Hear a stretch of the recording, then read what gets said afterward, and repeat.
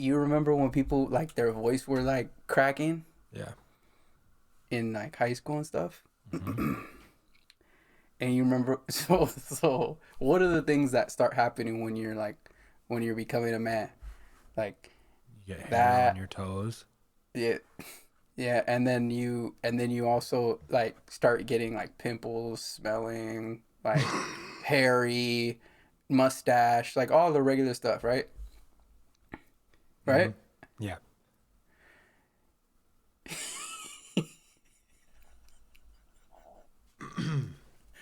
I remember, I remember you came one time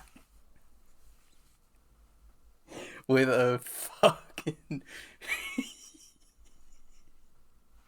a huge Speak it. pimple. Speak it. Speak a, a Which huge time? pimple.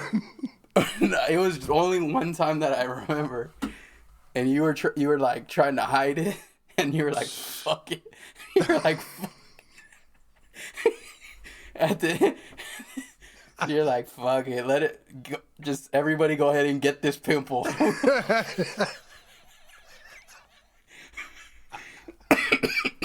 Line on up. Take your best shot. Oh man. Like the carnival thing where you smash that sledgehammer down and see how high you could get the thing. We could cap on my pimples hard enough to Yeah, get to the I mean, top. it wasn't like nothing crazy because everyone was getting them, but it was just funny. I don't know why I just randomly thought of that right now. I mean, I can't remember the same instance because it happened so many times that I don't know which one time you're Oh, talking really? about. Are you kidding me? Or come on. It was like every day. Every day I gotta wear a veil or some shit. Or like Oh, Veil. Who died this time?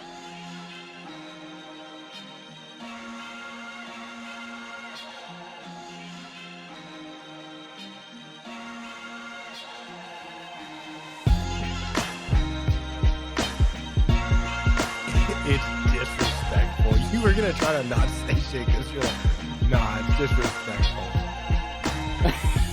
Oh, okay.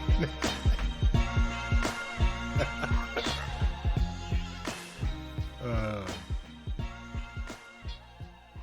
okay, we're back for another episode of Live from Ox City with Greg and Drew. This is episode 20, Yeah. which I just realized, and I think maybe we might have said that last time, maybe just on the Patreon. But the Patreon, for those Well, of we you who had a don't lost know, episode.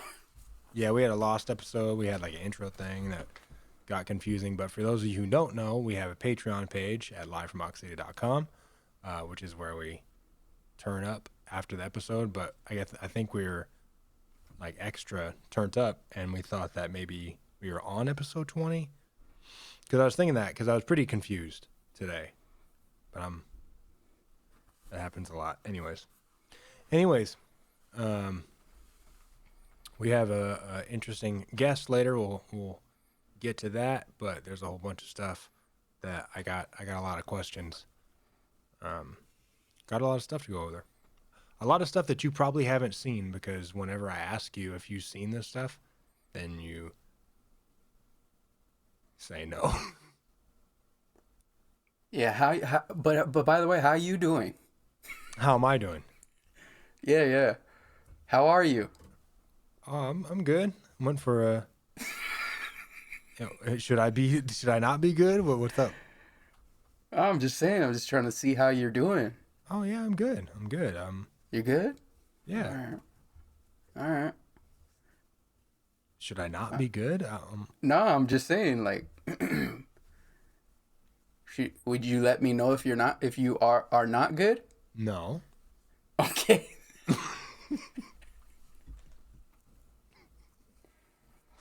I actually told a friend. Oh, that's random. But I maybe like 2 weeks ago, I asked a friend. I said, you good?" Like just on the phone, like, "How you doing? You good?" And he's like, "Yo, don't ask me that." I'm like, "Why? Why not?" like makes it seem like you're trying to sun me or something. I'm like, all right. Okay. Like, dang, okay. I Well, thought I it mean, was funny. so yeah, what he said though, don't do that to me. Yeah, so you're in the same boat. Yeah. Okay.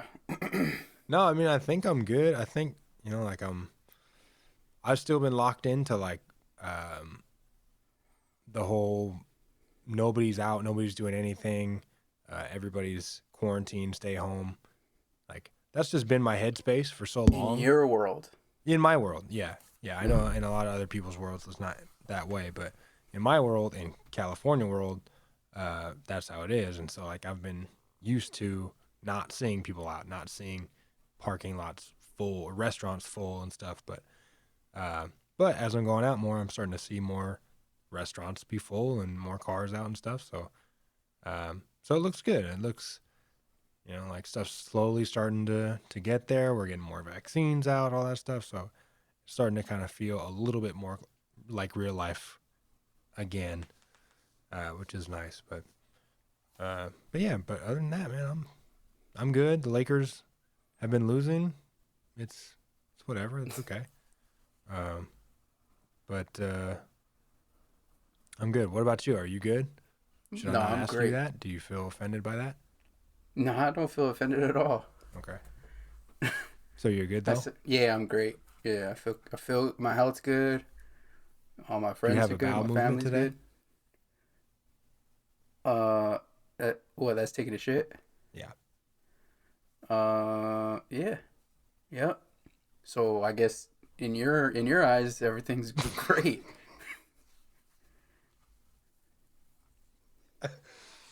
Yeah. So You I checked all should the just boxes. I should have just led with that, right? Yep. All That would right, have given next. me a pretty clear idea. Okay. All right, so Ox City news, Cowboys are coming back, right? That's the I mean, they've been how long they been back, right? Cuz they left for a little bit and then they came back. Yeah, I Um think this is what they're. Yeah, they left and they came back. You're right. Yeah, I don't know. I don't know how many stints this is for them. have you ever been? Yeah. Yep. Walked over there a couple times. I'm not a Cowboys fan, but Yeah. definitely. I think like in high school or yeah, like in high school or junior high. I forget. Went over there just to check it out. Yeah. It's Talked to some. interesting. I I don't remember know I about went more there than one that. time. Sorry, go ahead. I went to the camp when ESPN was there. You know how they go visit the Yeah. each camp and do their little report. I went there and I was with another friend and I forget the dude's name. It was like one of those their football analyst dudes. I want to say his name was Chris Berman, something with an S. Dick Vitale, Absolutely Jay not. Billis, These are basketball guys. Sean Salisbury, Bobby Knight, and he Chevy Chase. basically he was just signing autographs for people, or I don't know what he was doing, but I asked him, I'm like, hey, how are the Raiders gonna do this year? Because people were just randomly asking him football questions because that's his job, and he was like, they're gonna be on the outside of the playoffs Looking looking in, in, yeah. and my friend I was with was like, man, I want what he's smoking. And he didn't know how to like respond at all. Was your friend a Raider fan? Yeah, he's a Raiders fan. Yeah, Yeah, I've yeah. been to the the Cowboys training camp thing before. It was cool. Um, it's definitely not worth all the commotion that comes with it, like the parking I and mean, if you're a fan, yeah. I guess if you're a fan, that's true. But if you're not a fan, it's just not worth it to me. Like yeah, it's just you're seeing like yeah, you get to get a glimpse of them, see what they look like in real life, but That is the one thing that I'll say is when you go to a training camp like that and you see how big these people actually are and how fast they're actually moving, like that gives you a little Yeah. bit different, like it gives you some perspective to see how fast, how fast a 4'4" is at 6'4", 260. Like it gives you a better idea of that. Yeah, for sure. Yeah, it's and there's and it shows you how many football players are on the team Yeah, because they shit, there's haven't like cut 200 everyone. people it looks like when they show up. Yeah, it's like dang, And then they cut the roster down to 53. right. That's ridiculous. Um, I have been hearing a lot about cryptocurrency this week. I'm not sure if you've been hearing the same stuff, but people have been talking about Bitcoin. Uh, Dogecoin was another one that I heard of. Um, there's just all kinds of different cryptocurrency that is popping up that I just don't understand. Like I don't understand how it came to be. I don't understand how it's used. I don't understand how it's transferred. I don't understand how it's valued. And all of these cryptocurrencies are starting to pop up, and people that I know, they're buying stock in it, or they're buying cryptocurrency themselves, and they're trading it or whatever. And people seem to have so much more of a handle on it than I do, and I feel like I'm just barely starting to understand how regular money works. And then now Yeah. we're already jumping to crypto money. Do you don't have any cryptocurrency, do you? No, I definitely don't, and I don't Do you know know anything? You don't know anything about it? just that it's digital and no, like I I think don't that would really. qualify as nothing. I, um, yeah, and supposedly all these people, and I saw that Tesla. What's the dude's name? Elon Musk. Elon Musk. Jesus Christ. What What's the dude's name? from Tesla? Elon. Yeah, SpaceX, Tesla, What PayPal. I'm supposed to? I have to know who Elon Musk is. He's isn't he the richest man in the world now? He's like one of No, the I most think he's like number successful two. entrepreneurs. Oh, okay.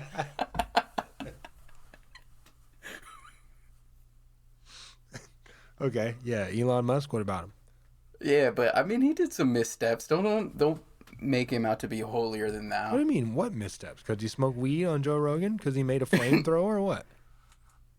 No, those are the opposite of missteps. I'm saying he he was like, "Oh, I'm voting for Kanye West." Didn't he say that? No, he did not say that. He didn't say that. Did he say No, I? he's What did I friends with endorse Kanye him? West. No, he definitely said something like He's I. friends with Kanye West, and he said something to the nature of uh,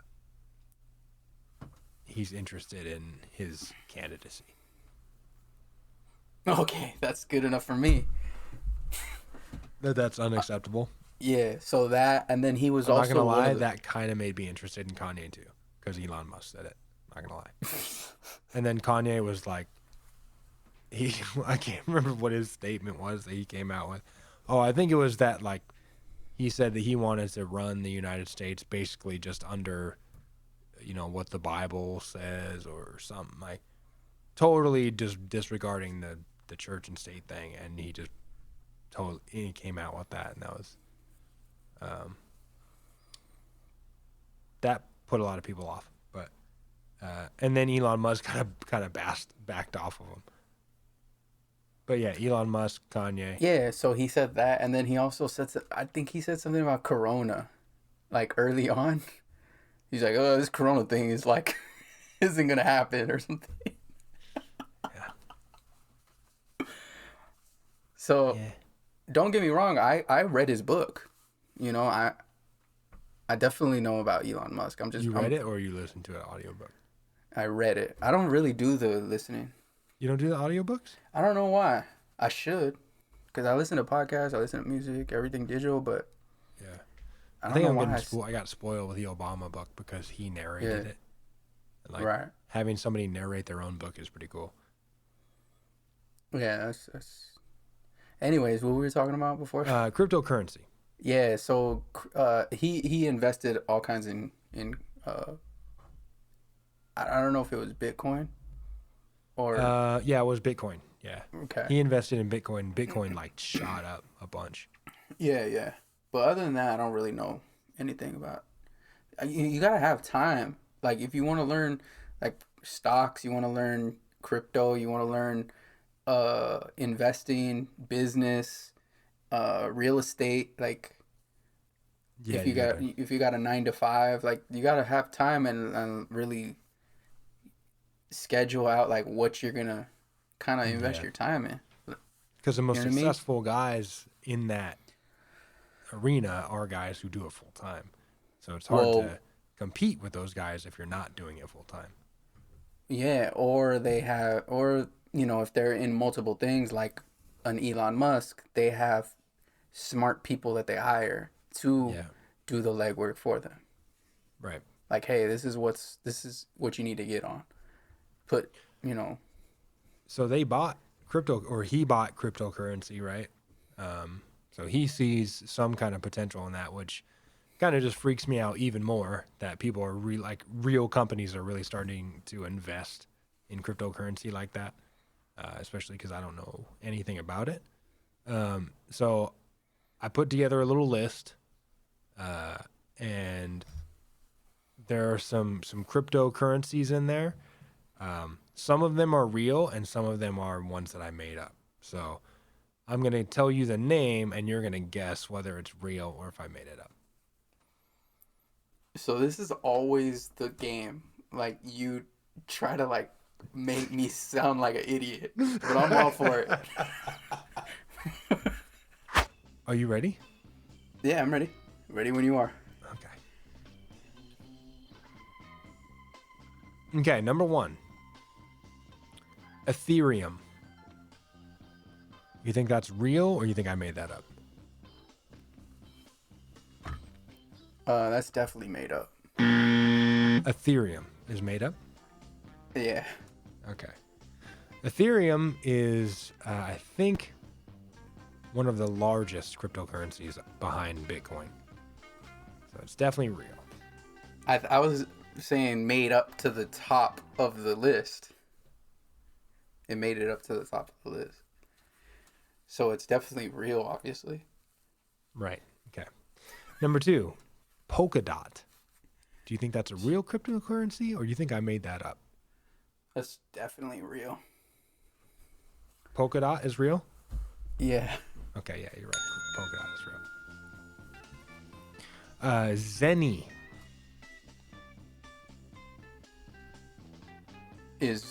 Not real. Is not real. Not real. Very good. Zenny is some kind of currency for Capcom video games. Okay, here we go. So, Pancake Swap.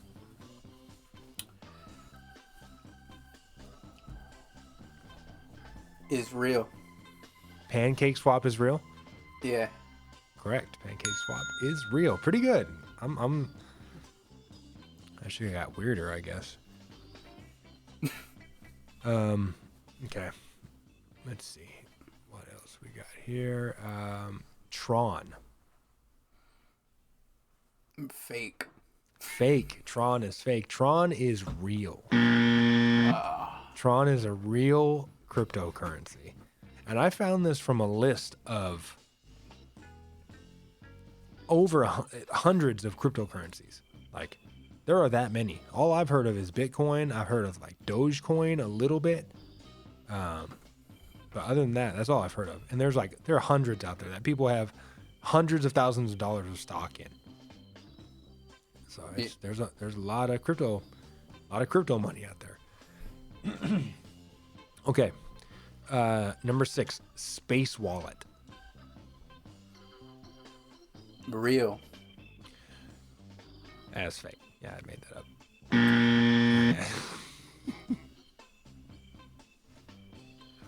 Yeah. Let's see. Okay. Number 7 is Kasha.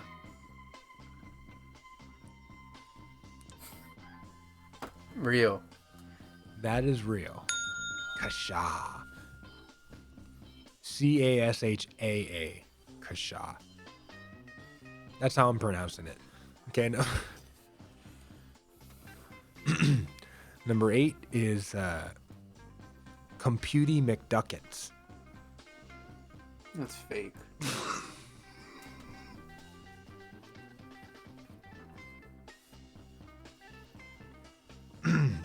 Yeah, it's fake. It's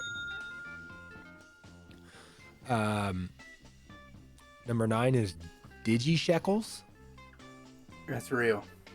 That is absolutely fake. I made Okay. that up. I'm just, yeah, go ahead. And the last one is Fart Coin. That's fake. That is fake. Yeah, I made up Fart Coin. That one's not real. So, you did pretty well. I think you got what, like 7 out of 10 maybe? I don't know. I thought you were keeping score. No, I wasn't keeping score. So it's not, this isn't a real game show? No. We don't have the staffing for that. But yeah, it's crazy. Like, this is pancake. the content our listeners want to see Hey here. man. Pancake swap. Okay, this is a real cryptocurrency.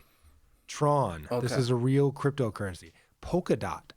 Kasha. Hey, man. No, there's a problem. There's a problem with it. It's too weird. It's too weird. Where did cryptocurrency come from? Who made it? I don't know. Some dude in like 1800s. Okay, but that's not even close to true. But did that No? does that bother you that somebody just made it up? Well, what's money? I mean, What's cash? but money's been around for so long. Like, we're used to money like that. So, And then, so but then this you're guy saying that made the up this time weird is, money. You're saying the time that elapses is the deciding factor?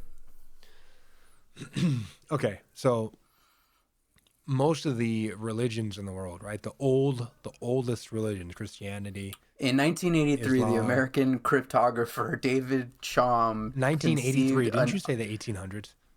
Yeah. Yeah, I'm not saying I know. I told you I don't know nothing about crypto. Conceived an anonymous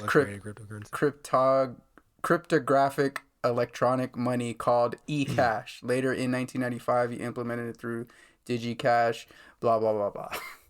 And that's basically what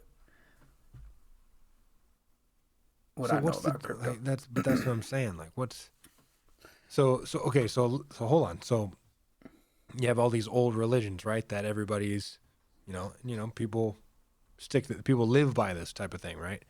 And then when somebody makes something up new, and if somebody were to just make something up and say, okay, this is my religion now, we would totally dismiss that, right? Hey, tell that to Tom Cruise. Most people would. Okay? Like, Scientology is a anomaly, I guess.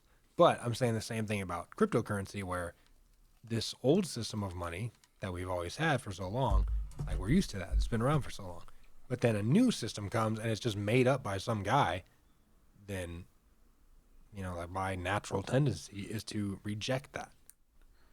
Yeah, but what's the dollar? Like, that's the same thing. It's just more time passed. But, like, yeah, see, we need a cryptocurrency specialist on the show who's like, we'll get the creator of cryptocurrency. We'll get him. We'll get him on the show. Okay. And then he'll explain what it all means.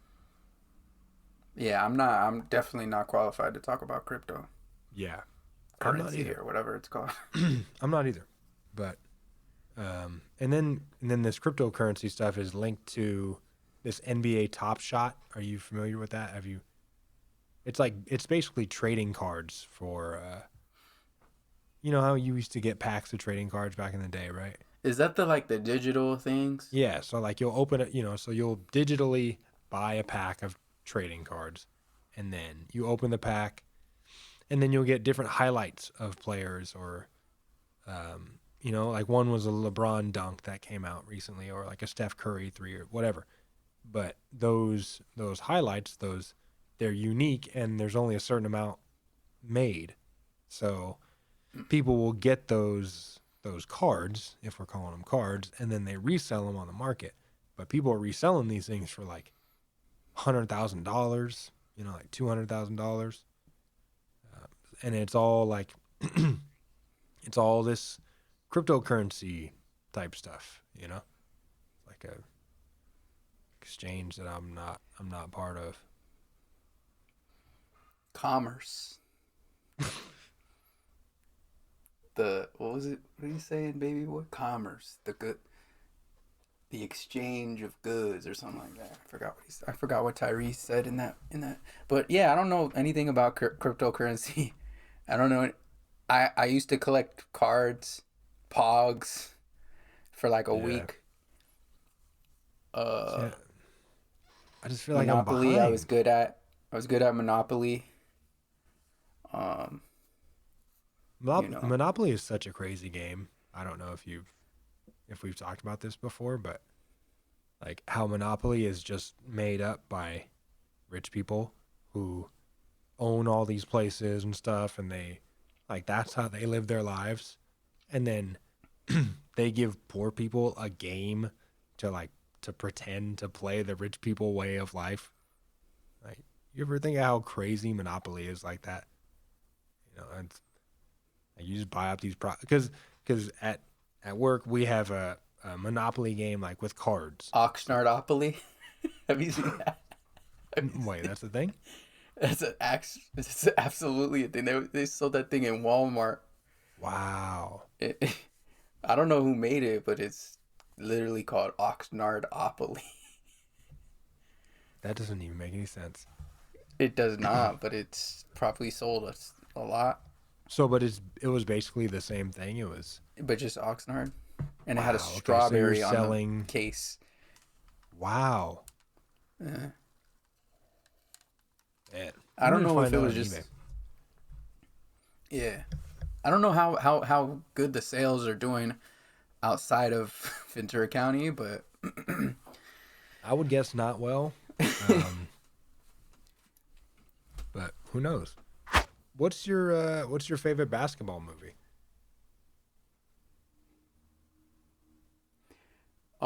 above the rim, above the rim. Is that one Wesley Snipes? No, that's White Men Can't Jump, huh? Yeah, it's White Man Can't Jump. Yeah. Above the rim is Are there even? Tupac.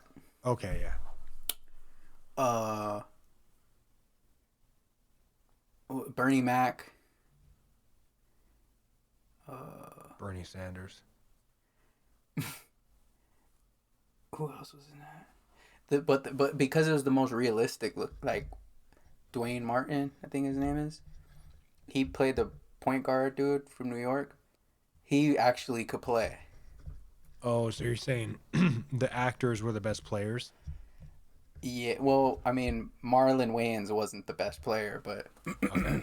Because you've seen but some of those basketball movies where the players are trash, yeah, right? yes, I think I saw a preview of a basketball, either a commercial or like the trailer or something of a Leonardo DiCaprio basketball movie. Oh no. I never watched the movie. Yeah, because like you see the trailer and then they get to the games and the shit looks like Air Bud and then Yeah, it turns you it off. looked like it looked like the kid at basketball camp that was just um forced to go to basketball camp. Ah, yeah. Yeah. Poor guy. Yeah. Except this guy was acting and made a lot of money doing this. Yeah. Ah, that Yeah. poor kid though. That kid, the kid who Had to go to basketball camp, but wasn't into it. Whew, that's a Yeah. long day for something that you don't care about. That they're like, "Come on, let's go, everybody, let's go, line up." Well, And I you'd rather remember be playing, Magic or whatever. I remember doing the Oxnard college camp, and there was like a couple of kids like that. And you're like, over here, like we're playing basketball over here. Then they walk over all Like, don't go in Eeyore. the trainer's room. Don't go in some random room over there. Like, we're here. We're on the basketball court, kid. And I'm not gonna chase you out of there. So Nope. People see, oh, $300 for 5 days of babysitting, three hours a yeah, day. for sure. Sign me up. And can I Yeah, drop Junior off early? How early can I yeah, drop? What's the earliest? 2 hours early? yeah, for sure. Yeah, it's definitely like a week long of a few parents thinking like, oh yes, Yeah, and at that they're point, gonna like, become LeBron James after this, and a week. it's only going to cost me $300 to make my kid LeBron James. Yeah. It's worth a shot. Mm-hmm. Did you do the camps? Did you do camps when you were a kid, or just do work as an adult? You know what's crazy is I did one basketball. I went to one basketball camp as a kid. It was the Oxnard College basketball camp, Okay. and the coach was Coach Mack, who ended up being my college coach. Oh wow. It was ridiculous. I'm like, I seen you before, like my first day on camp. But no, yeah, he was. It was interesting. So, but you I only just did it. You only did it like one time then. I did it one time. Yeah, I did basketball camp one time. I'm trying to think. I Yeah, did I it a don't think bunch of times. I did it every year. where though. Camarillo. My dad always did that one. Oh, okay. Yeah, It was it I was don't think. all goobery too, of course. Well, hey guys, let's play the basketball. You know, Wait, that's how your dad was talking? no, but the Camarillo guys. What? There was Krusty the Clown in there.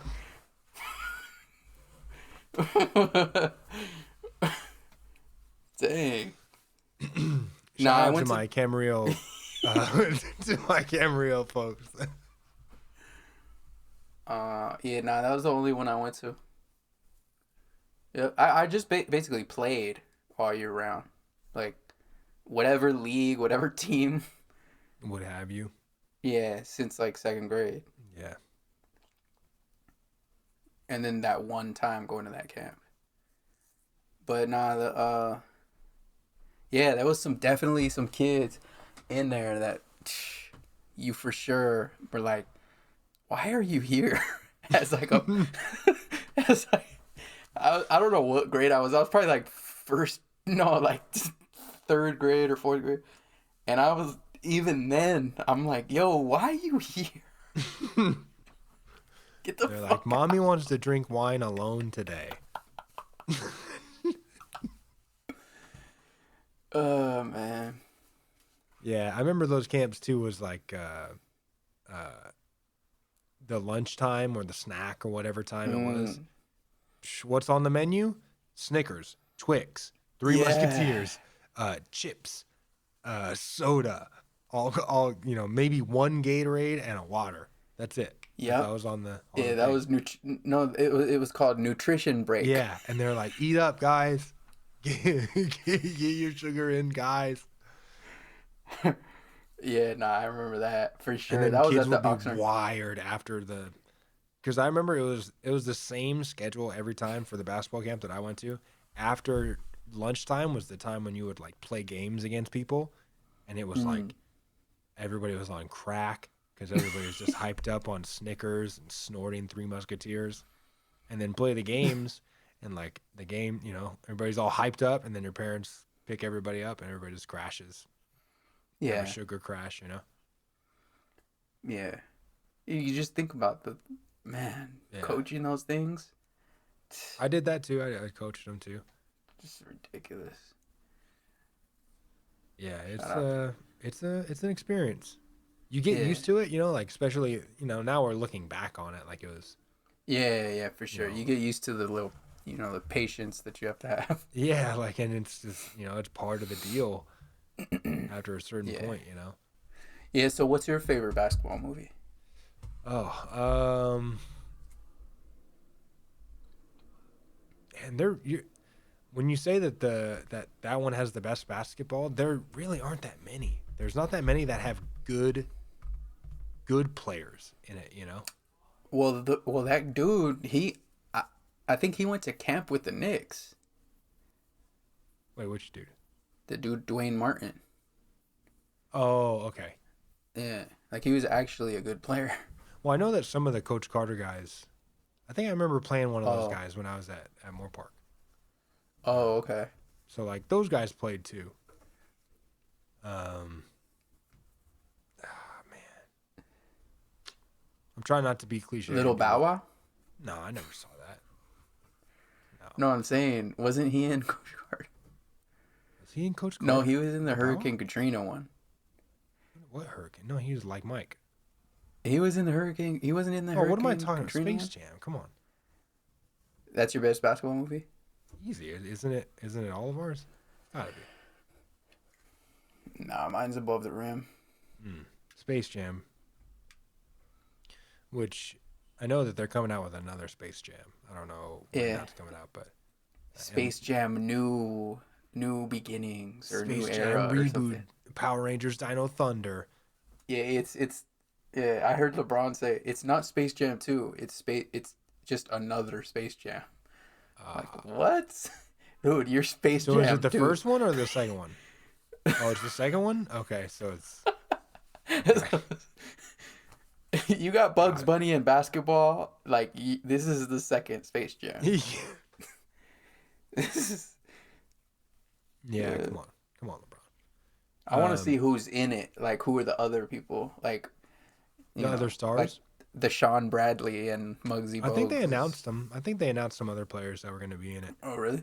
Um, I can't remember who it was, or maybe Mo I made it up. I Williams, can't remember. Mo Williams. No, I don't think they mentioned him. No, Caruso. I hope so. I hope not. Speaking of LeBron, did you see that thing that Zlatan Ibrahimovic said about him? I heard it was another shut up and dribble thing. Basically, another shut up and dribble thing.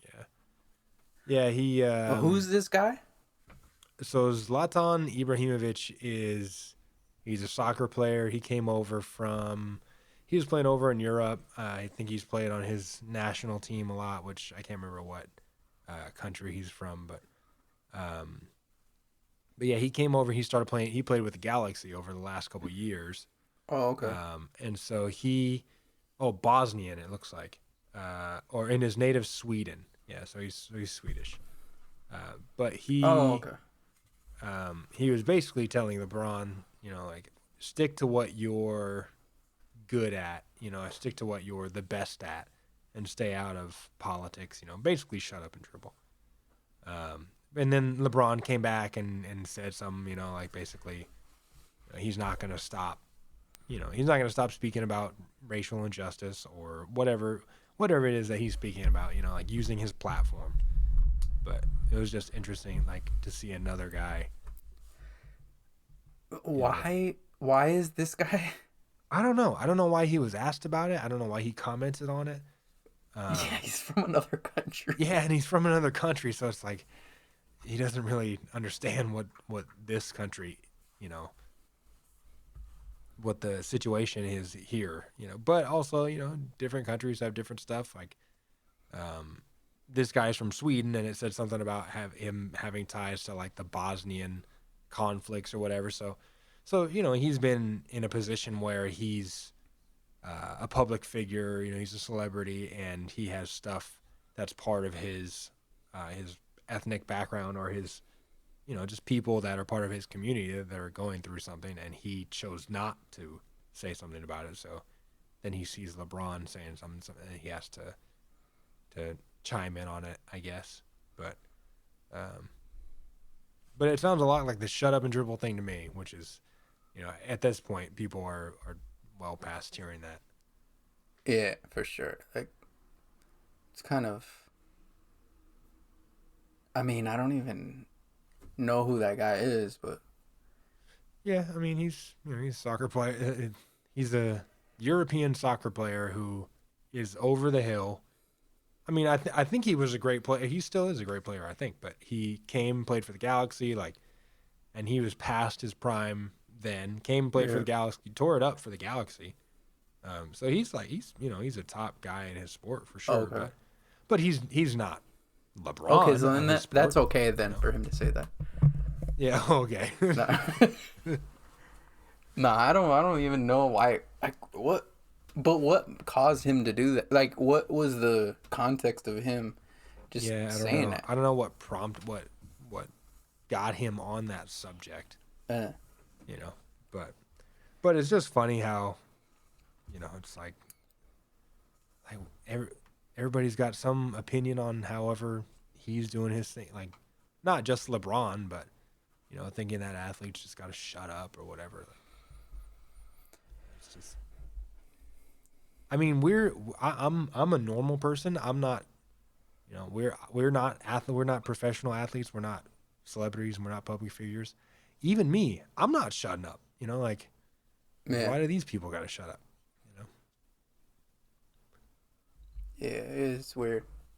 It's kind of like we're past that. Yeah, like aren't we like, past even, shutting up? Like what are we doing here? Oh, I don't know if you care, but. Lady Gaga's dogs were returned. I know you don't care about dogs or their safety or what happens to them. Where were they? They got kidnapped. Okay. Or dog-napped? Dog-napped, I guess, yeah. Okay. So Lady Gaga's do dog you walker, care? Of course I care. Okay. What kind of dogs are they? French bulldogs. Okay. What were their names? I got it right here. Wow. Jack and Jill. Got it. Jack and Jill. Yeah. No, no, good for her. I know that was important, probably. Koji and Gustav.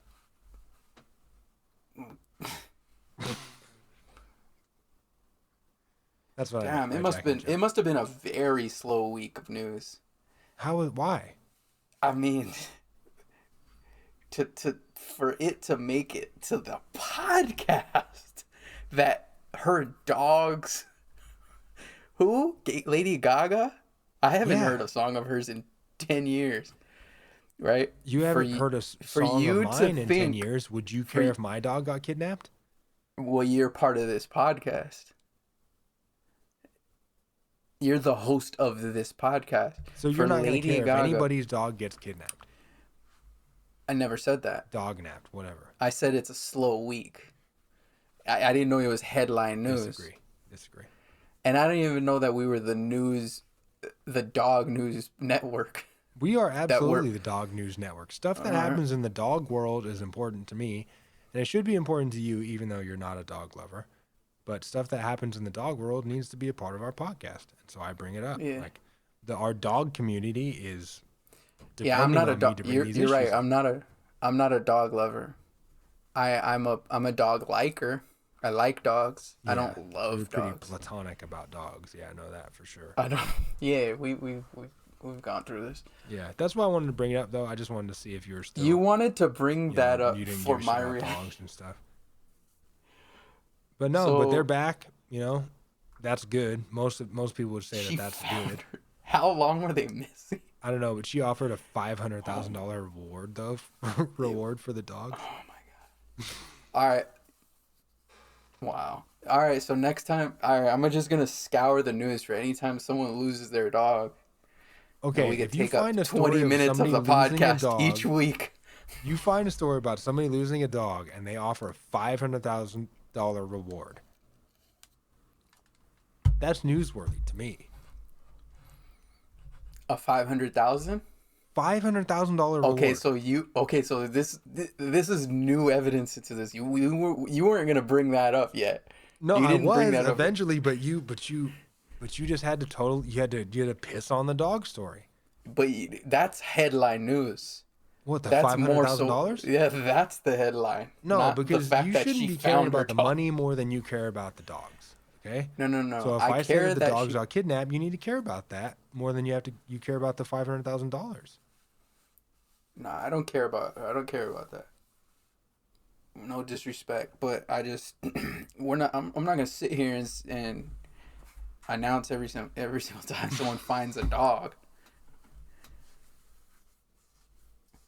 But yeah, the fact that what was she was it was like a bounty on someone's head.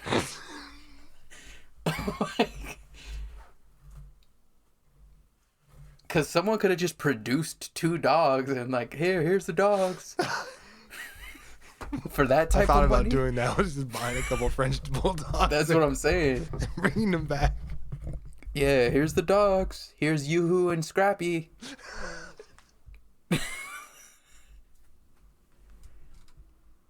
Boom. Run off with the money.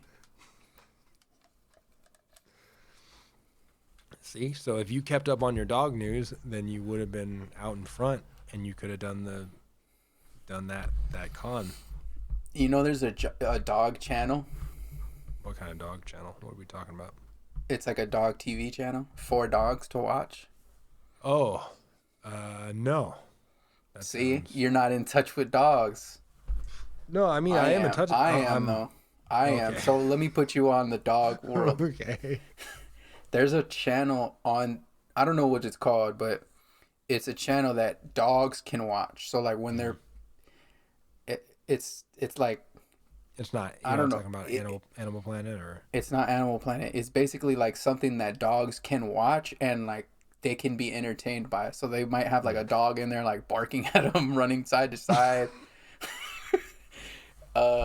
It's supposed to be like the babysitter channel for dogs. You haven't heard of that? No, I forgot what it's called. I don't even.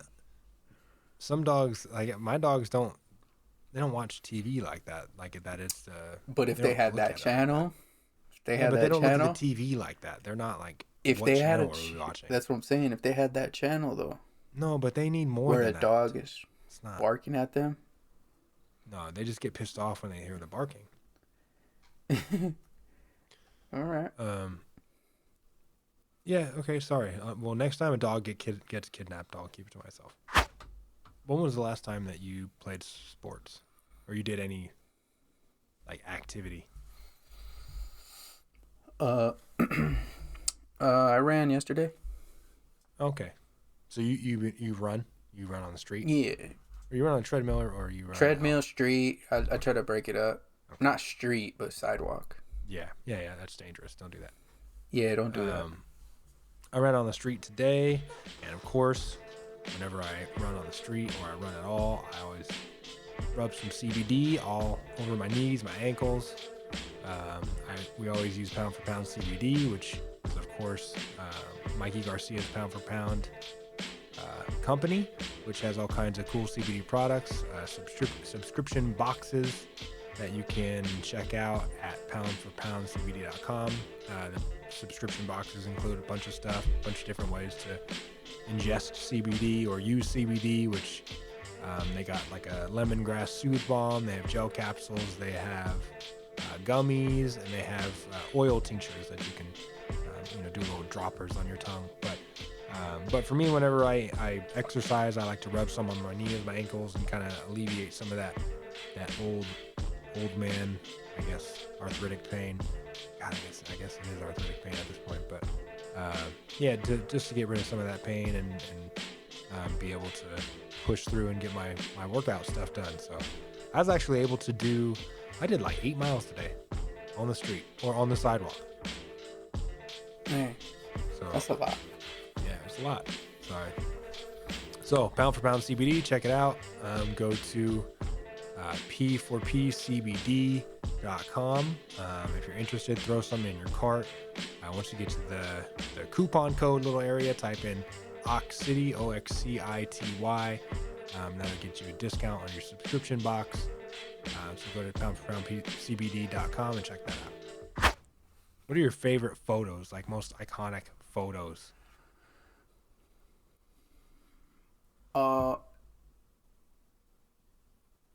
You most iconic. That's a good question. I always go to the Ali one. Yeah, you've seen that one. I have that one up in my place. You've seen it, right? You do. That is right. Yeah. That's true. Ali. Is there one of AI stepping over Tyronn Lue? Probably. I don't know if that's the most iconic. No. I'm just wondering if there. Oh yeah. Yeah, there's for sure. Yep. Yeah, that I would say that one for me. You know what? Or the Olympics, the guy doing the fist, the Black Power thing. Oh yeah. That's a pretty iconic photo. You know what? I'm one of the ones for me is there's a photo with the Black Panthers and the Brown Berets, which was which is basically a group that was, for Chicanos, and they have a picture where they're standing like side by side in like, I forgot, I don't know the context of it, but they're basically like kind of like in unison or whatever. I thought that was a real powerful photo. I don't think I've seen that one. Yeah, that was a really good one that I liked. What else? There's a bunch. Yeah, I mean, you gotta go. Ton, you gotta go. Yeah, you it's gotta go. Like you have to pick a category of iconic photo. Yeah, you gotta go. You gotta go with Tony Montana when he's walking out of the.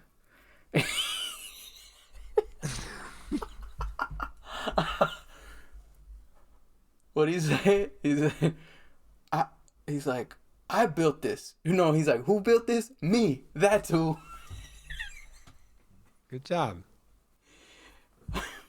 Good job. Great job. Good job. Great job.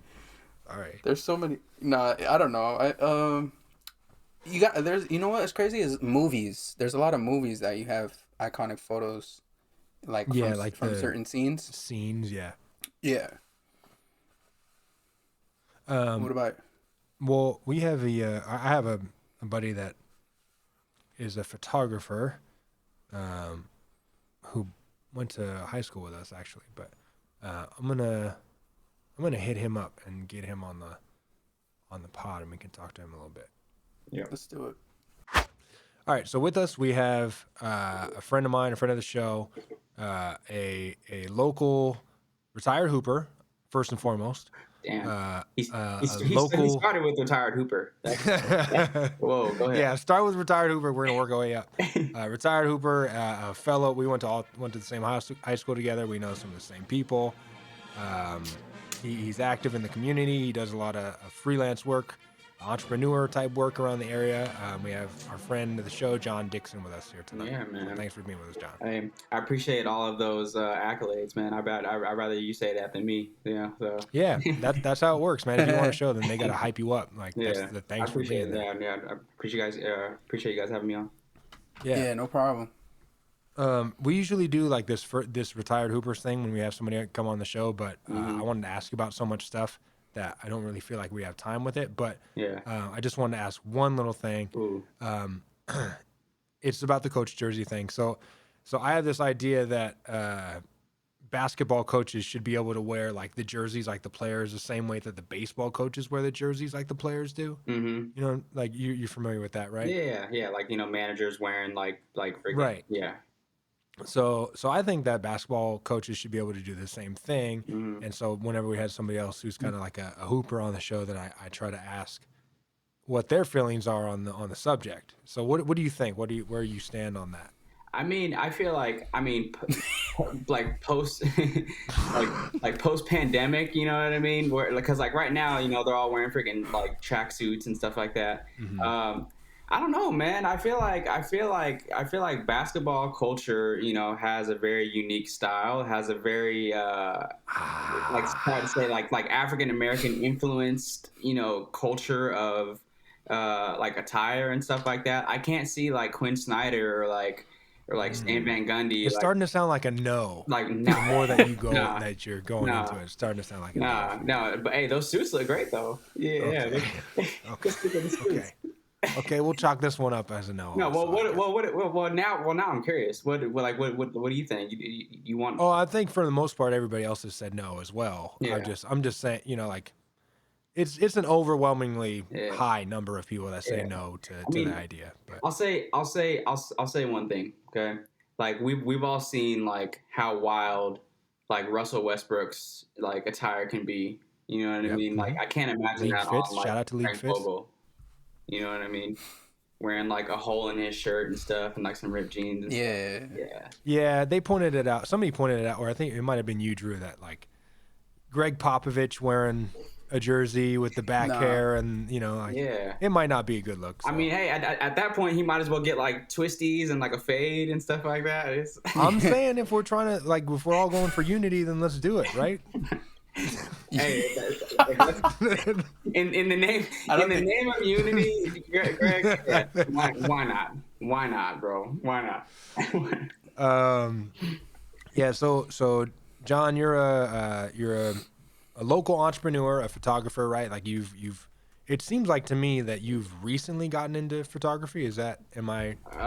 Yeah, man. I mean, accurate there? yeah, it's definitely been like a long time coming. I feel like when I did that video for your like Christmas concert fundraiser, I was definitely like I probably just got my camera. Yeah, because What kind of camera do you use? Huh? By the way? What kind of camera are you using? I use a Sony A7 III. Sony A7 III. Yeah. Okay, I don't know what that is, but for anybody who's Sounds interested in expensive. photography, it definitely sounds expensive. Yes, no, it is, man. But yeah, it definitely gets the job done. On like photo and video. Shoots like 4K and stuff like that. But yeah, man, I feel like when I was just getting started, probably like a little bit over like 3 years ago. Honestly, even probably even close to like 2.5 years. Yeah, so it hasn't been that long. What made you feel like you wanted to get into it? I mean, I've always like had a love for like taking photos and stuff like that. I like even like before Instagram. Like even like I have like boxes of photos when like me and my sister used to like travel with my mom. Like when like school was out, we would like pack up my mom's like 1979 Volkswagen bus and like hit the road and and just go adventure. You know what I mean? And I feel like those things kind of just went hand in hand with like just taking photos and stuff like that. So I feel like I definitely always had like a love for it, and it definitely started like outdoors and like fast forward just not wanting to be at my job and yeah, that's a we big need to drive for all create. of us, that's for sure. Yeah, dude. Yeah, so I just wanted to create an opportunity to just free myself up, not only like outside of a 9 to 5, but kind of like free my mind a little bit and create something, bigger than fucking selling clothes at the Men's Warehouse. Right. You know what I mean? That's and you've like I've seen recently like you've been traveling a lot. I saw that recently you went to Zion. And I'm gonna say all this stuff, and it's gonna sound like I'm like creeping on you like that. I'm not. Yeah, I'm not it's doing all that. good, I promise bro. I'm not creeping on you, but it's I the Instagram. see the post. You know what I mean? Yeah, But just a little. But yeah, I went to Zion as well. I saw that you were up on some of those hikes that I chose not to go on. Why not? What's the one? There's a hike called It's probably Angel's Landing. It's like, Angel's Landing. Drew, if you hear of a hike that's called Angel's Landing, initially, what do you think? That's a yes or a no for you? I don't know. I gotta see it. Basically, when you land, if you fall, you're an angel now at this point. right? Yeah. Is that not what we're getting You from thought that? a lot. You thought a lot about that one. No, I mean, I feel like that's definitely just in like the name, Angels Landing. Like that can either be like, yeah, you're high up to touch the angels, or if you fall, then the angels landed. You know what I mean? That's Isn't this the type of thing where you have like a rope tied to you, or like there's like a chain that you hold the whole time when you're doing it, right? On like parts of it, like the majority of it was like kind of like riding like switchbacks up a mountain, and then you definitely get to a point where it like veers off right, and it just becomes like jagged peaks. So yeah, there's like cables in the ground. You're not strapped onto anything, but like yeah, there's stuff to hold on to if you need to. Are you afraid of heights? Huh? Are you afraid of heights? I am, man, but I feel like at least when it comes to stuff like that, I'm more stoked to be there than I am scared. You know what I mean? Okay. I'm more stoked to be in the moment than I am of like my own fears. And I feel like you kind of just need to like sit with that kind of stuff. You know what I mean? In order to like I don't know, like elevate to another level, we kind of need to be able to be like one with like heights or anything. You know Yeah. what I mean? No, I definitely hear what you're saying, and He's like, I don't see. that sounds great for you. That Yeah. sounds It's still a hell that no. sounds great. Yeah, I'm not. I don't know if I'm with that. Yeah. You know, I was gonna ask you about you had mentioned photos, and we were talking about iconic photos earlier. Yeah. Like just iconic photos, stuff that we cherish. You know, like I have a one of those. Like you have 3 little slots of canvas, but Yeah. they're Yeah. Like one of those a things. panel canvas. Yeah, I have one of those of Muhammad Ali. You know that infamous shot of him. You know, like where he's yelling at. I think I it's mean, something yeah, yeah. The like he's like, Yeah, yeah, yeah, yeah, yeah. So, like, are there any iconic photos that you have like in your top photo list? yeah. That I've taken myself, or like, No, just like of iconic yeah. Ooh, pop culture photos. Like man. I think of just to give you an example why you Yeah. think about one, the wings Michael Jordan Yeah. photo where he's kind of like That's Holding the with hat, right? yeah, holding the 2 basketballs. yeah, Dude, yeah, yeah, I had the that in like a pano, like it was like his chest up, and yeah, I had that yeah, in my garage for yeah. the longest time. Um, Dude, that's actually a very good question. Honestly, I would say most recently, just from like what I can remember, and I'm not trying to like tie this into like Black History Month, but just looking at like old Well, photos. feel free to do so if you No, want yeah, to, no, for because it sure. is Black History Month. So feel free to do that. Yeah, definitely looking at like old photos of like John Lewis, crossing the that what's that bridge in Selma? Oh my gosh.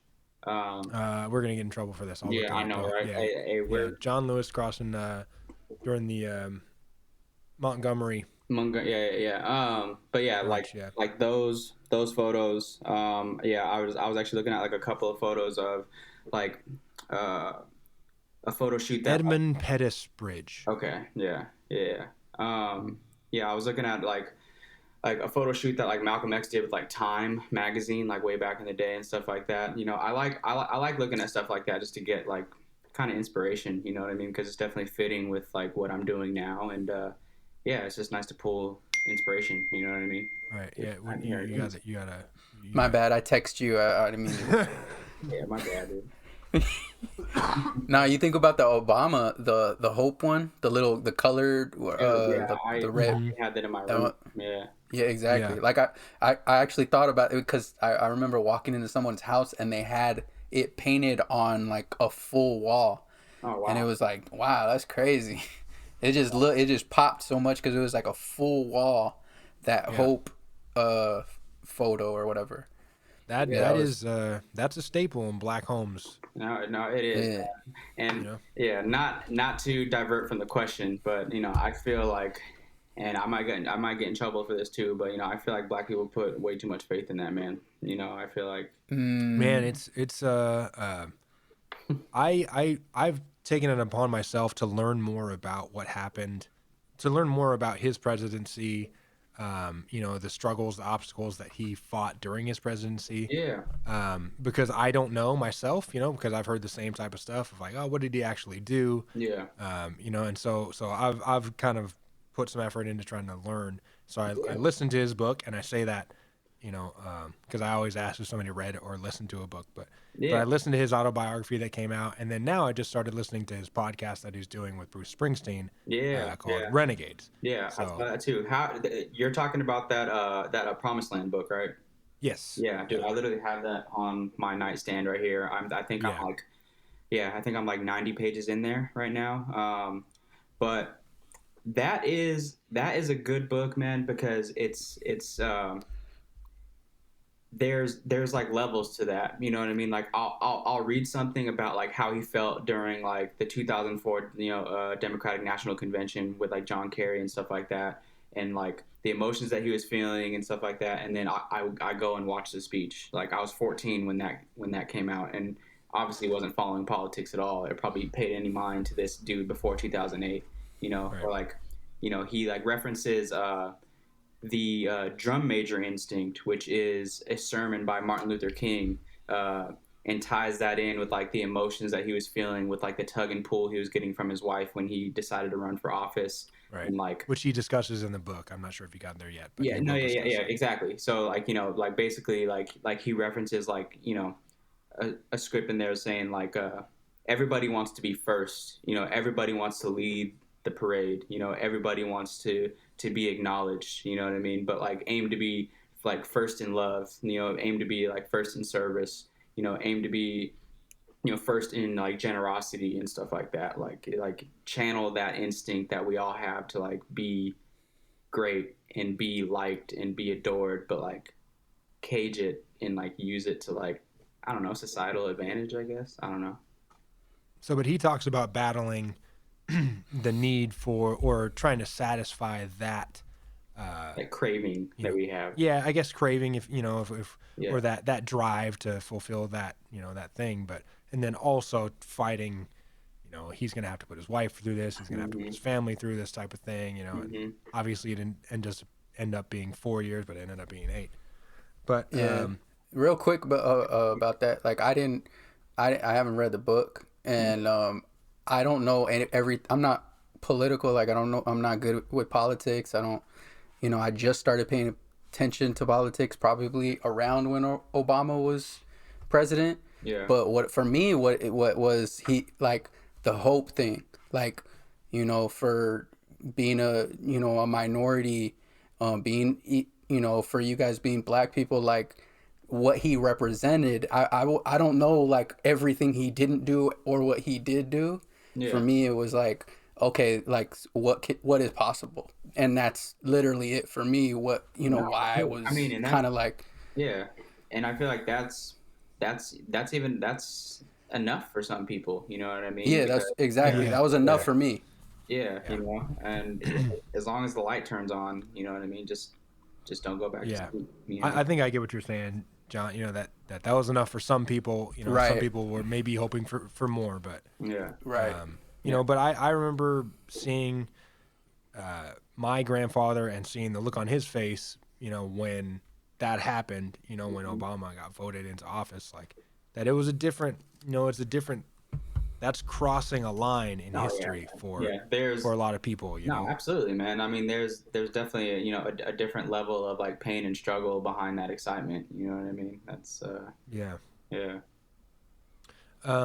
So last year you spent a lot of time, last year was obviously hectic, coronavirus, protests, all Shit. that type of stuff. And so I know you weren't, we've already talked about how your experience, like you haven't been in the game, the photography game that long, Yeah. but then 2020 hits and it's like all the stuff is going on. There's all the stuff around you, that you can document, and you're not, like I feel like I know the feeling of like, I don't feel like I'm totally ready for this yet, but Yeah. this opportunity is in front of me. And then, so you went out there and you were able to kind of capture a lot of those Yeah, moments. man. I mean, I'm not only a believer of like, I mean, we can't wait for like the perfect time or like the perfect moment or like all the stars to align or like you know perfect our craft and then decide to start doing something. Like we kind of just need to like embrace that process and know that like the first couple times that we're gonna do something, it's gonna be trash. And I feel like a lot of people are like too fragile to start something because they know that it's not gonna be perfect right away. Um, but yeah, dude, I feel like photography is definitely giving me the confidence in that sector. And yeah, dude, 2020 kind of just like took the reins off of Yeah. anything or any kind of insecurity I was feeling about anything, because everything affected me directly. You know what I mean? Like I can't not be invested in this, or like not choose to like say what I want to say, or like express myself creatively, because I'm at the end of the day, like I'm a human being, and like Right. I could be, you know, in a Ahmaud Arbery, or you know what I mean? Although I haven't experienced those things like to that T, you know what I mean? But I Right. know that they exist, and I know that it's a threat to me, you know what I mean? So, dude, I definitely thought I got out of there. But Yeah, you got to get that yeah, thing. dude, You like got to take care of that. that definitely presented a lot of opportunities, and yeah, I just kind of felt the need to like document my history. You know what I mean? It wasn't really even coming from a point of like, oh, I have a camera, let me go see like how many Right. signs I could take photos of, or like, you know, let me go see how many people are getting beat up, and you know what I mean? Yeah. Like, I wanted to be out there. I didn't even know I was going to bring my camera for the like the first protest that, you know, that I went to. But as soon as I got there, I just felt like I knew what to do. So where did the Africa trip come in? Where did that come? Like, how did that come up? Um, so my buddy Lance, who I actually met through like Rex and my sister.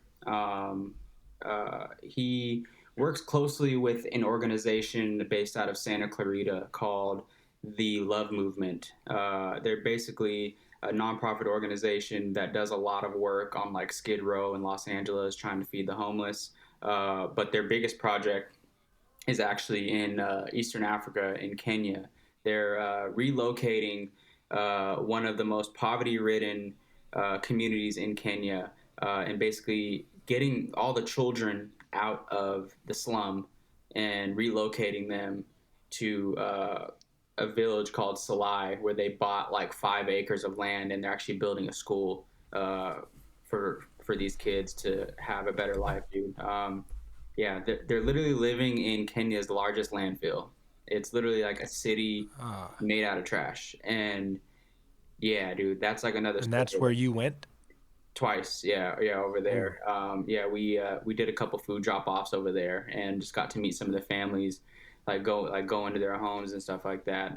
That was probably the heaviest experience I have ever been a part of, dude. Like it And you got went to Kenya, you said? no, just I'm talking about like going to see the you know conditions that these people were living in. Right, You know what I right. mean?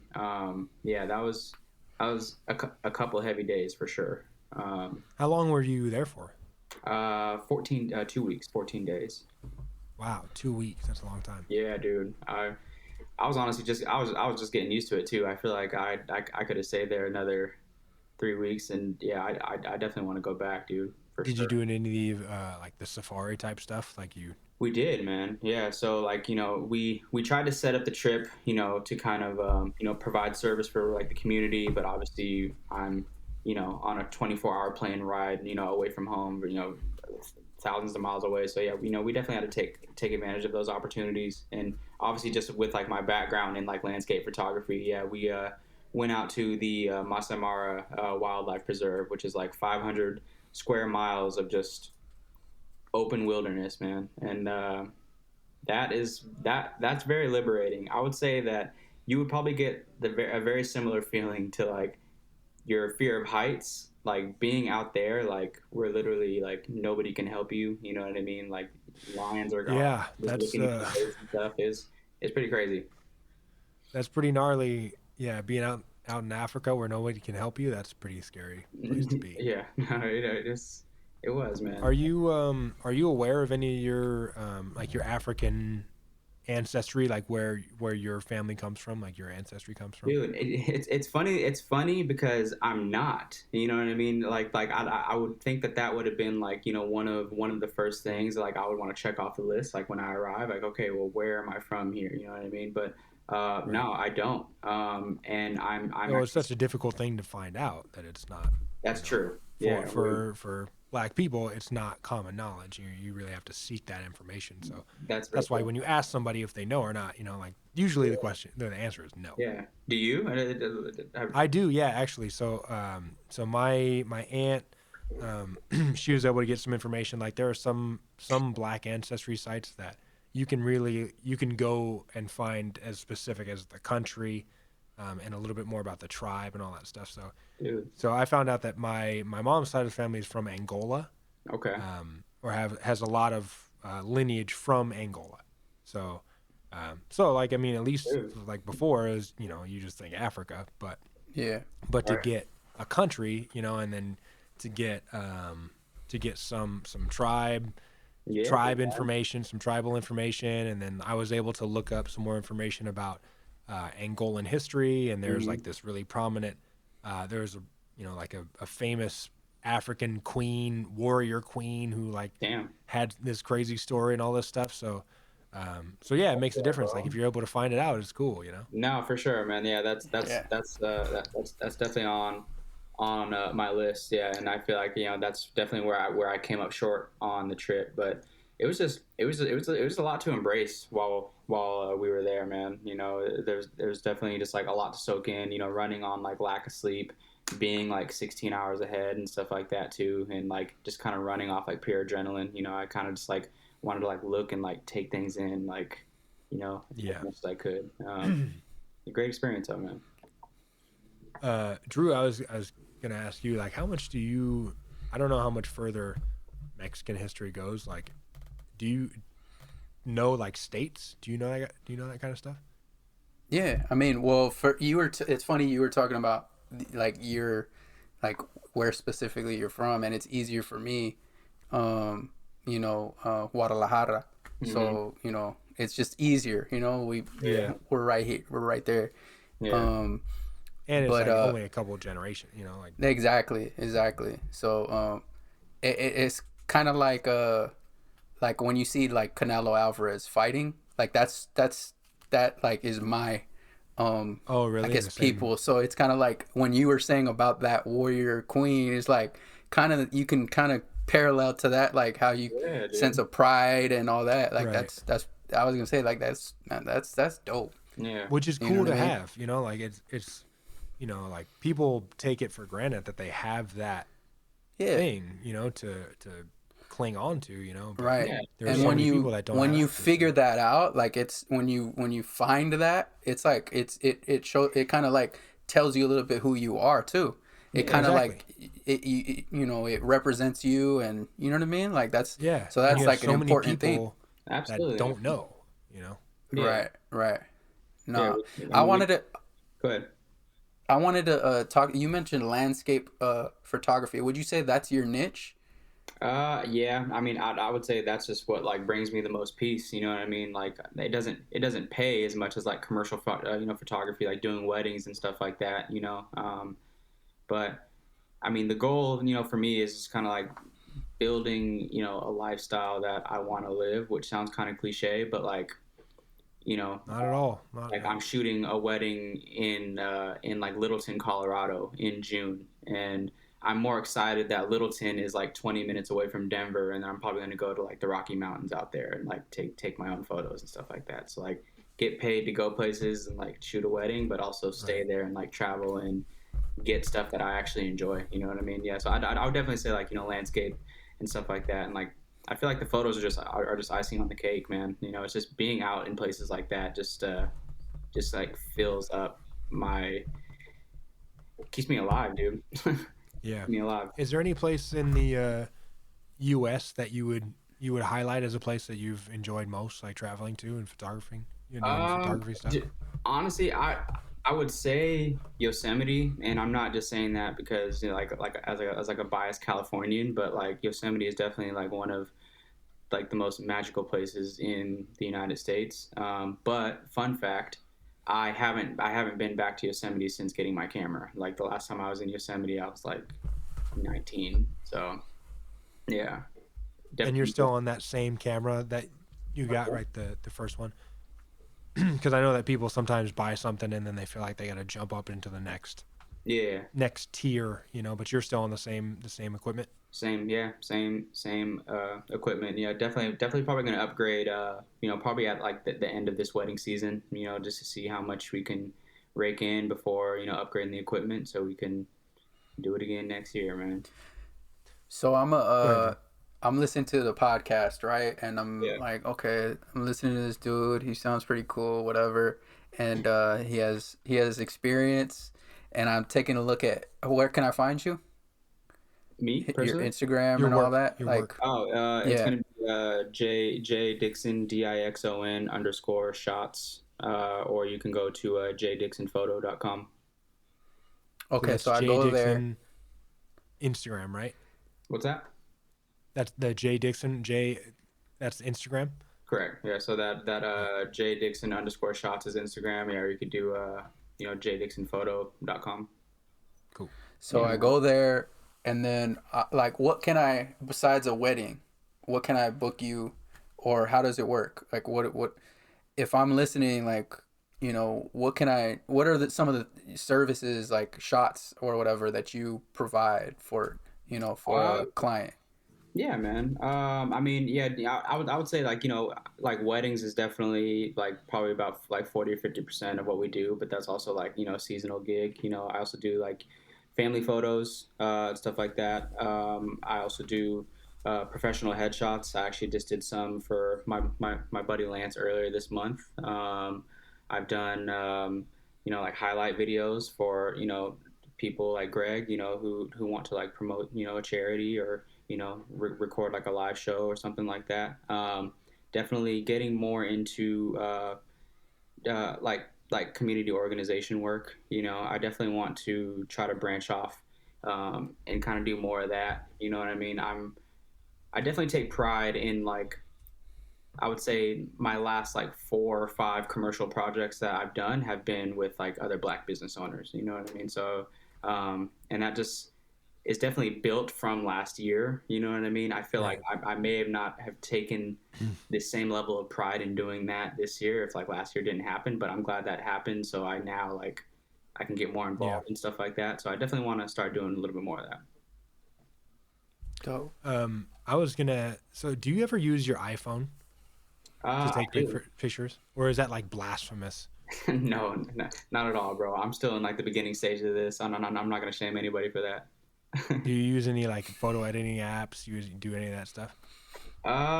So I mean, I definitely was like really heavy into like iPhone photography, just like everybody else is. Like we see a sunset and we want to freaking like what I mean. But Yeah. yeah, I mean I definitely edit a lot in like the like Instagram application. I would say not so much anymore. I feel like the only editing apps that I use on iPhone are for like video stuff. So I use an app called Video Leap to do like animated slideshows and stuff like that. So, have you seen any art on Instagram recently? Maybe like weekly, somebody submits some art Yeah. to their IG story um, that stood out to you, like some clip art, some, you know, because I dabble in art a little bit, like, and I Yeah. usually, Let me see some. What do um, you got? well, yeah, let me see what I usually post some stuff for Yeah. every Okay. episode Yeah. that we Yeah. have Yeah. come Okay. up, But yeah, you know. what I'm so curious about what you're gonna show me. But I mean, like just for example, this was last week, Yes, dude. Yes. you know, like Yes, and then I saw one. It wasn't like Bruce Lee, but it was like some like old retro like like a 70s movie or something like that. And yeah, I got the Reface app, you know, like, yeah, and so like I put my face on stuff, and then yeah. Drew, he refuses to give me a picture of his face, so I had to Why just not, bro? fish one out from like from his I'm not Instagram. listen. This is. I'm just not encouraging him at all in any of this. Like Hey, you should no. I'm not because I'm embarrassed because I'm. He's literally taking 2 hours, an hour of his time to yo, do these things. hey, real art takes patience, Andrew. It takes time. A thorough, step-by-step process, making things look visually acceptable. You know what I mean? Don't be mad at me You're because I supposed to put in the say that. work, Yeah, okay? yeah. You, Uh, you you brought a creator on the show, and then you're like talking about timeliness and what it takes to create. Like you're Yeah, like you're not gonna crush my creativity with another creator on the show, yeah. so you have to wait till next week for that. all right. Oh man, that's funny, man. Dude, but I again, like kind of what comes to mind. I saw this video, and this is actually like earlier today by dude. I honestly don't even know how to say this dude's name. Um, Toby. Oh man, I don't even know how to. McGuire. Where's my camera at? It's like Toby Inwiji, and I feel terrible because yeah, he's basically he's actually a musician out of like Houston, and he's done like a couple like concept songs and stuff like that, like out of his like living room. But he has like an amazing like background singer, band, has his family in there and stuff like that, and I feel like he's kind of taking the world by storm, So like this most recent piece that like he put together is basically like he's saying like the revolution won't be televised, and he basically just creates a very like musical but like more like poetic, talking, bold, factual, to the point perception on like his perception of like the state of like America and like Right. yeah, you guys. Well, if you were able to pronounce his name, Ooh, I then know, right? then we can find it. Yeah. Yeah.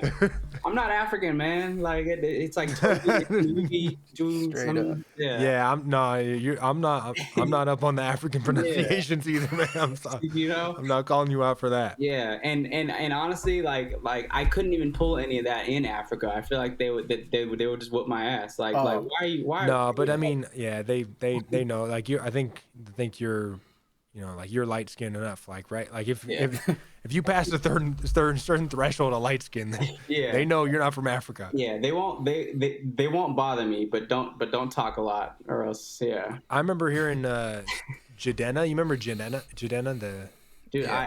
Yeah. Classic man, hearing right? him talk about going to Africa and having to have like an entire security team and like, just because he would go there and he's light skinned, he's got red, he's got like red type hair, like he's a total target when you go to Africa, Dude, okay, but I'm not gonna lie. I went to a Jidenna concert, obviously pre-COVID. I got invited to go to a Jidenna concert by my friend Melissa Wolney, and honestly, dude, that turned out to be one of the better shows I've seen. I feel like if you weren't dancing at that show, like you had no business being there, and I feel like it brought out like people in the LA area that I didn't even know were around. Like there's a lot of why? Because they were wearing suits.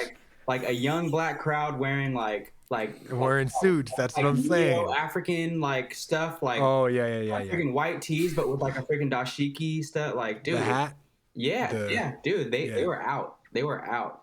Yeah. So, I don't know what happened to Jidenna. I don't know. Yeah. We'll blame it on the pandemic. Yeah. He's in quarantine. Yes, he's in quarantine. He's in quarantine. Okay. John, what's the? You don't have to give any names, but can you think of like a weird shoot, like a weird experience? Like usually when I get in the Uber, I always ask somebody what the weirdest thing that they had happen in the Uber was. So. Oh man. Like, is there anything? I'll be curious to ask that. Anything that you can share? I mean, I feel like not. What's the fart protocol when you do a fart protocol? Just like if you got to fart, if the subject has to fart, what are we doing here? Yeah, just be far away enough so they can't hear me. But at the end of the day, I don't really know any of these people, so I might even just let it loose anyway. I don't know. Okay. Yeah. Okay. Let's be comfortable. Hey, we're here for a shoot. Let's get comfortable. Yeah, might as well. Dude, that's actually so nothing that sticks out to you that's super weird. Nothing. I mean, I would say just like it's not yet.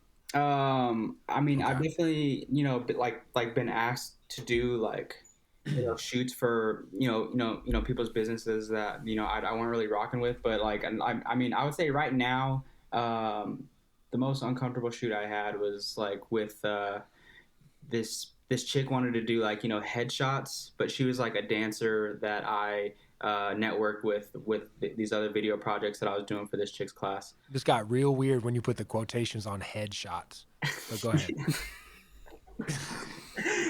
Oh god, that was after the shoot. Yeah, that was after. Okay. Yeah. So during the shoot. Yeah, dude. But she like she like came to the studio and like had all these outfits and stuff like that. She's just like a little bit too extra for me. You know what I mean? Like I don't know how to match that energy. But Mm-hmm. the good thing is I feel like she had so much confidence that I didn't need to tell her to do anything. You know what I mean? But like kind of like the poses that she was doing and stuff like that. Like I felt like this was like some Pornhub episode, and like I was like about to get in with her. You know what I mean? Like Jon Dixon just started shooting for OnlyFans. You didn't hey, even know. hey. Oh man, hey, but if that paid, why not? Why not? Yeah, no, I mean, and like Yeah, whatever. I'm not exactly. hating on OnlyFans. I'm not hating on anything. Oh man, Um, all yeah, right. Well, John, is there anything else that you want to plug? So I have a thing here that I want to do. I want to share with you as well, John, because I think yeah. that you'd be interested in it. But Mhm. before I go into that, is there anything else that you want to plug? Like you shared your IG name, your email. Like, how can people find you? Anything like that? Yeah, man. I mean, again, it's gonna be J Dixon underscore shots for Instagram, J Dixon photo. For the website. If you guys like landscape prints, or you're looking for some nice photos to put in your home, go check it out. If you're getting married, holler at your boy, and yeah, man, just continue to be good people. This guy, this guy's getting married. Wow. Okay. You're aware of that, I think. Yeah, I think you brought that up to me like I want to say a couple weeks ago. Yeah, yeah, a while back. No, it was a while back, and then my fiance, I think, she hit you up as well. That's right. She did. But Yes. yeah, but we'll cover this. But also, I was Yeah. Yeah. just a reminder, like Hey, if congrats. you're gonna have a fart shoot with me eventually, and we're gonna do our thing. Oh man, that's hilarious. Yeah, man. Um, Go ahead. all right, so what I have is, in honor of Black History Month, I wanted to have John on. We had a few other people on this month, that we just wanted to spend some time with our local, local entrepreneurs, local members of the community, local members of the Black community that are here in Ventura County and Oxnard. We wanted to spend some time and highlight people Yeah, I appreciate that, in man. our community. And so in doing that, I thought it might be interesting I wanted to share something that I found really interesting about a certain Black history figure, and share it with you guys and all of our listeners, and cap off Black History Month that way. All right, so Eugene Bullard was this guy who he was born in the late 1800s, but he had a crazy life. He was born in Georgia. His father was an ex-slave. His father was emancipated when he was 2 years old. But there is a really good podcast about it that the two women who do My Favorite Murder did on it. So I heard that. I wanted to share it. I don't want to take their thing. They did a great job on it. So if you want to hear the full thing, check that out. But this is Eugene Bullard, who is a very interesting Black History Month character. Okay, now you're gonna want this Jim Crow blues, huh? That brings news and makes a man wear out his shoes when he gets in a Jim Crow place.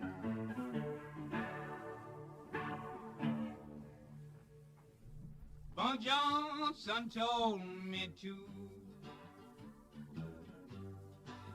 This old Jim Crowism did bad luck to me and you. Eugene Bullard, he was born in Columbus, Georgia in 1895. He was the seventh of 10 children. His mother dies when he's young, and then it's just his father. So his father's got 10 children to take care of. He's a Black man who's been emancipated from slavery. Early 1900s, Jim Crow, South Georgia. Not an easy place to live for that type of guy. So Eugene's mom dies when he's young.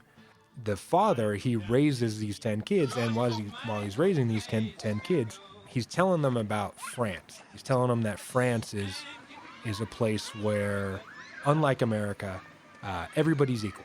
That France is this utopian place that everybody can live together in peace and harmony. So he kind of preaches that to his kids. Later, when Eugene is a child, his father is nearly lynched He has some kind of altercation with somebody at work. It used to be standard for in the day that there was a altercation between a black and white guy, and then white guy goes to the bar, gets drunk with all the other white guys, and then all of a sudden the Klan's at the house knocking on the door, and so you have that type of situation. So when Eugene is a kid, he experiences that type of situation, and it makes him want to run away. So he wants to run away, and he wants to run to France because, of course, France, like his father told him, France is a place where people can live, together. So Eugene runs away. He's, I think he's 11 years old at the time. Runs away from Georgia and takes a few years, but he makes it up to Virginia, where in Virginia he can get on a ship and he can go to Europe. All right, so this guy, we're talking early 1900s, probably 1909, 1910. This guy, early teens, maybe 11, 12, 13, 14 years old, he gets on a ship and sails across the Atlantic with a ship full of German sailors, gets to Europe, lands in Scotland, and in Scotland makes his way to London, where he joins a boxing troupe. It's the Freedmen Pickaninnies. It's the most British shit I've ever heard. The Freedmen Pickaninnies. And so he's touring around doing boxing, and they also do slapstick comedy. Eventually, this guy titled as the Dixie Kid sets up a fight for him in Paris. He goes to France, where he's always wanted to go. So he goes to Paris, he does his fight, and then he ends up staying in Paris, and he works in like in a music lounge, some type of music venue. So we're talking, 1911, 1912, fast forward a couple years, World War I happens.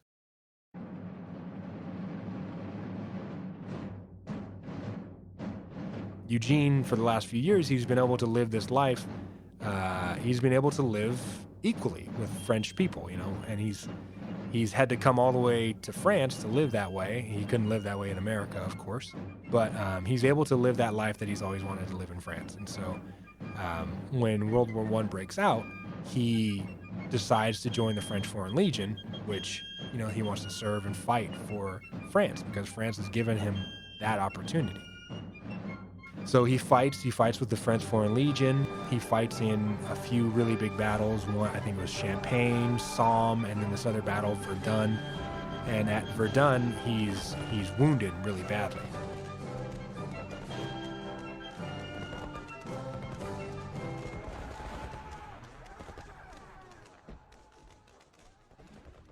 So we're talking about a black guy who came from the Jim Crow South, ran away, made his way to Europe, made his way to Paris, joins a fight that's not his, gets horribly injured in a battle, then re-enlists as an aerial gunner. Eventually, he wants to get his pilot's license. He does that, he gets his pilot license, and he becomes the first black fighter pilot ever. He put in an application to fly with the American military, and he was told that the American military was all full for spots, which, of course, was a lie. The American military was heavily recruiting tons of pilots, if you were white at the time. So he tries to fly with the Americans. They say no, but he did find some consolation in, as he said, fighting on the same side with his countrymen. Maybe not from the same, wearing the same uniform, but he was able to fight on the same front and be part of the same cause as his countrymen.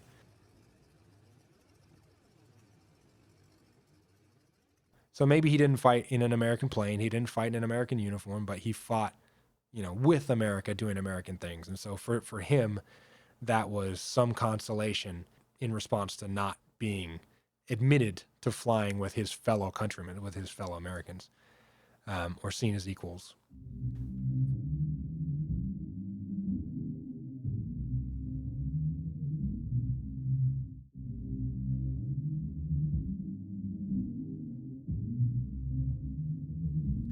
So he flies for the French, and on the side of his plane, he has the words, "All blood runs red."